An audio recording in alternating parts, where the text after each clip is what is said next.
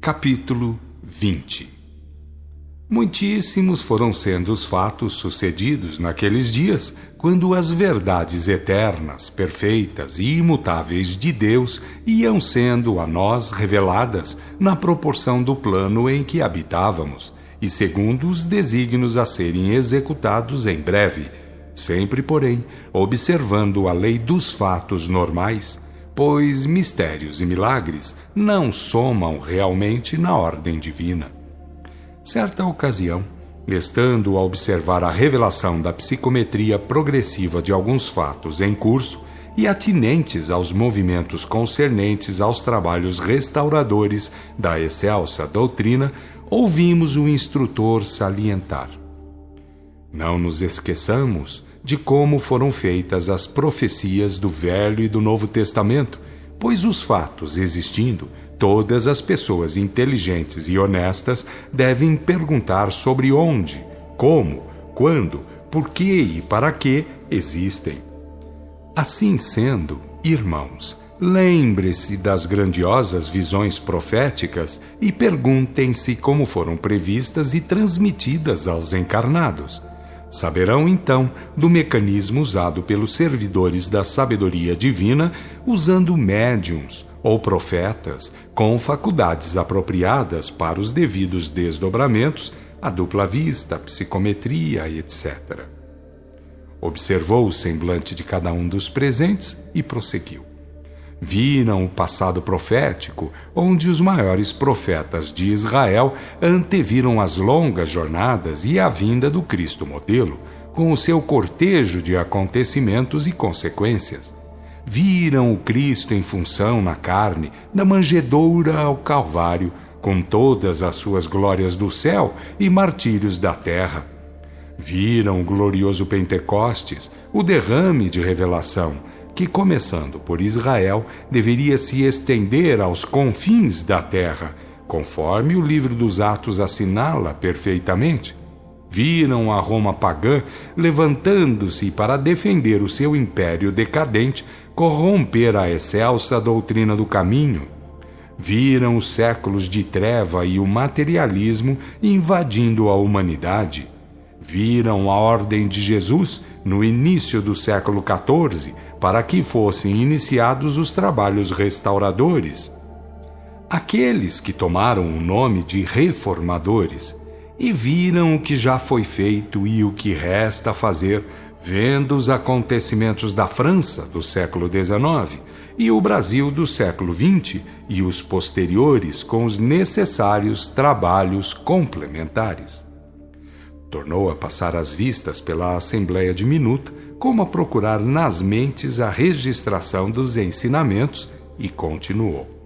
Agora, podem ter uma ideia geral dos símbolos do Apocalipse, aqueles que dizem respeito ao descobrimento da América, a restauração da excelsa doutrina, a passagem da humanidade para a segunda meia-idade ou maturidade, o dilúvio de fogo, a separação entre cabritos e ovelhas e, conseguintemente, as muitas melhoras que advirão para aqueles que forem merecendo a terra dos futuros milênios, quando a justiça divina, através daquele semelhante ao Filho do Homem, dirigirá com vara de ferro, isto é, com mais rigor.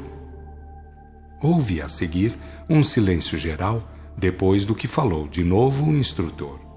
Lembrem-se de que tudo tem explicação, de que se os homens não puderem dá-las, o céu nunca deixará de poder fazê-lo.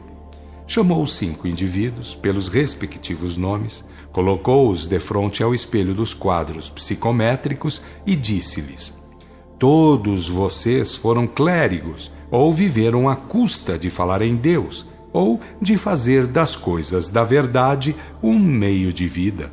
Deus, através de sua imaculada justiça, sabe discernir entre o que fizeram por ignorância dos fatos, por má fé ou por outras circunstâncias. Nós, irmãos instrutores, não estamos aqui para julgar, mas para ensinar. Bem sabemos o quanto é difícil vencer depois de mergulhar nas brumas carnais.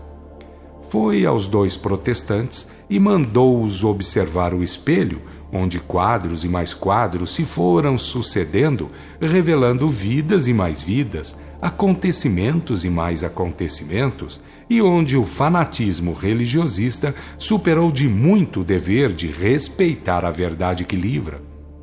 Compreendem, irmãos, o que tem feito? Perguntou. Sim, responderam eles. Querem ver o que lhes resta fazer? Tornou a perguntar. Sim, exclamaram eles. O espelho psicométrico passou a revelar quadros de vidas e mais vidas, onde eles foram atuando, crescendo, divinizando, até chegarem aos brilhos e às glórias da autocristificação, quando no espelho apareceu Jesus, o Cristo modelo, feito à imagem e semelhança de Deus, ou de quem atingiu esse grau de uno que os esperou, abraçou e envolveu, formando uma só unidade, uma só glória divina. E o instrutor perguntou a todos, depois de todas aquelas demonstrações: sabem o que querem dizer a origem divina, o processo evolutivo e a sagrada finalidade a ser atingida? Compreendem que o problema não é de salvação ou absolvição, e sim de união vibratória com Deus, segundo a divina modelagem do Cristo exterior? Entendem que todos fomos emanados para virmos a ser altas potências espirituais, verbos executores da vontade do Pai Divino? Sabem que a medida certa é realizar a verdade interior, abandonando para sempre os religiosismos e sectarismos, idólatras e mercenários? Ninguém falou, porque a comoção era intensíssima, porém, cada um baixou a cabeça em sinal de assentimento, e o instrutor avisou: voltarão à carne, irmãos, com faculdades ou dons espirituais. Terão a herança no mundo daquele Espírito derramado por Jesus sobre toda a carne, como lembrar que está registrado no livro de Joel e no livro dos Atos. Bem sabemos o quanto é difícil no mundo executar os planos traçados anteriormente. Nota: refere-se ao programa pré-encarnacionista que é elaborado para todos que voltam ao plantel carnal. Fim de nota. No entanto, a revelação atingi-los-á porque está escrito que assim será. Resta de sua parte não espezinhar os avisos quando eles os forem ao encontro através de circunstâncias normais da vida. Lembrem-se de que Jesus, o divino molde, que tendo ao redor as legiões de anjos ou espíritos mensageiros, produziu o bem e recomendou a continuação da obra. Enfim, irmãos, esta é para vocês todos a última lição no plano espiritual, porque terão de reencarnar o mais breve possível. De nossa parte, os preparadores desta ordem, desejamos as bênçãos do Pai Divino, que normalmente em cada planeta são veiculadas pelo seu verbo diretor.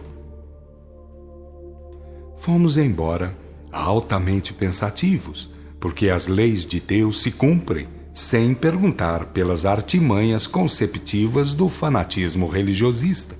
E também, de minha parte, porque depois de um trabalho informativo, devia estar preparado para mergulhar na densidade do mundo físico.